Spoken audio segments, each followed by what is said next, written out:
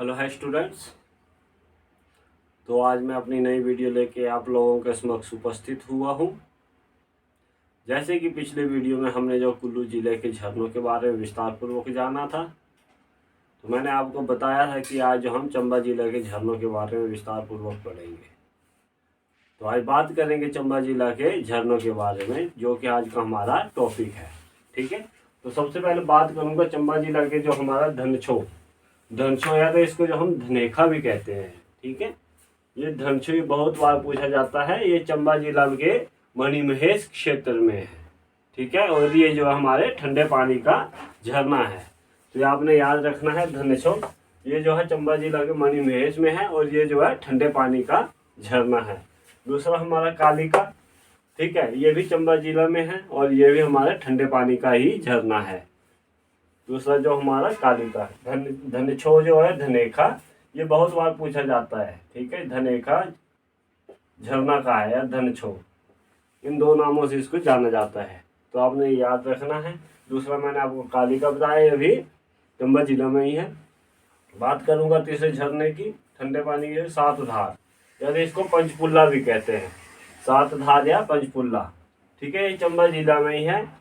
और यहाँ पे ये जो पंचपुल्ला स्थान जो है, यहाँ पे जो है सरदार अजीत सिंह जी के जो है स्मारक बना हुआ है।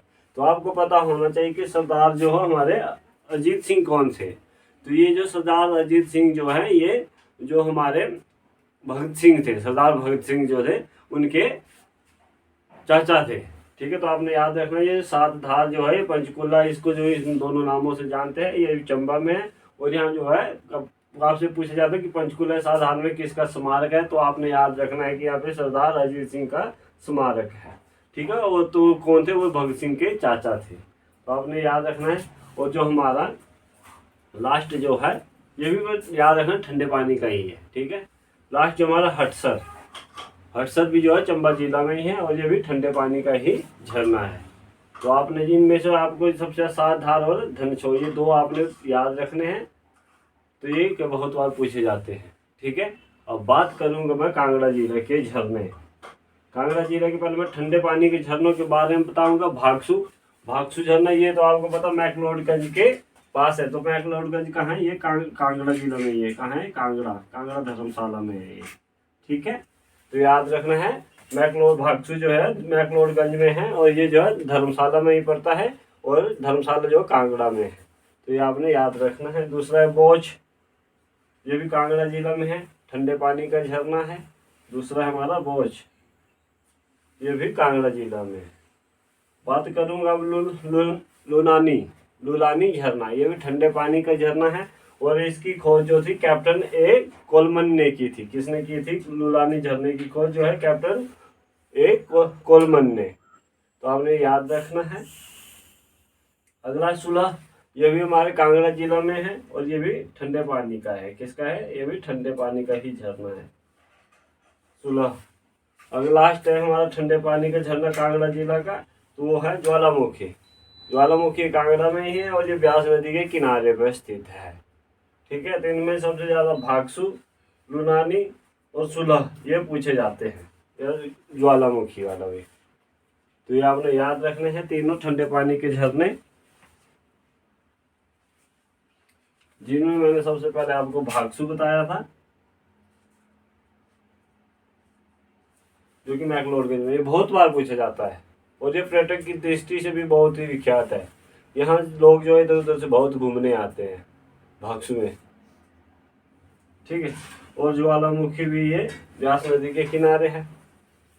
लुलानी, तो इसकी मैंने बता दी किसने इसकी खोज, ये पूछा जा सकता है कि लुलानी झरने की खोज किसने की थी। तो आपने याद रखना है, कैप्टन ए कोलमन ने की थी। ठीक है, और मैं बात करूंगा कांगड़ा जिले के गर्म झरनों की। गर्म झरने, इनमें कोपरा, ये जो है कांगड़ा जिले में पूछा जाता है, कोपरा झरना। तो ये आपने याद रखना है। अगला जो हमारा तत्वानी, इसका बहुत लोगों को पता है, पर जो वहाँ के नज़दीक है वो उन्हें पता है। तो ये इस झरने में मैं भी विजिट करके आया हूँ। तो आजकल तो उधर जैसे कि पिछली बार बादल वगैरह फटा था, तो कुछ इसमें थोड़ा सी कुछ प्रॉब्लम आ गई थी। तो पर उन्होंने अभी भी बनाया हुआ है उधर। तो ये जो कांगड़ा के बैजनाथ की ऊपर वाली पहाड़ियाँ हैं वहाँ पे स्थित है। ठीक है, ये जो तत्वानी जो हमारे कांगड़ा जिला में है, और कांगड़ा के बैजनाथ क्षेत्र की जो पीछे वाली पहाड़ियाँ हैं उनमें के उनके बीच में ये जो है स्थित है। ठीक है, तो आपने याद रखना है कोपरा ये गर्म पानी का है, ठंडे में जो हमारे भागसू, लूनानी और ज्वालामुखी और सुलह ये याद रखने हैं। और जो मैंने चंबा जिला के बताया जा रहा है धनछोर, जिसको धनेखा नाम से भी जानते हैं, और सतधार। ठीक है, और हटसर भी कई बार पूछा जाता है।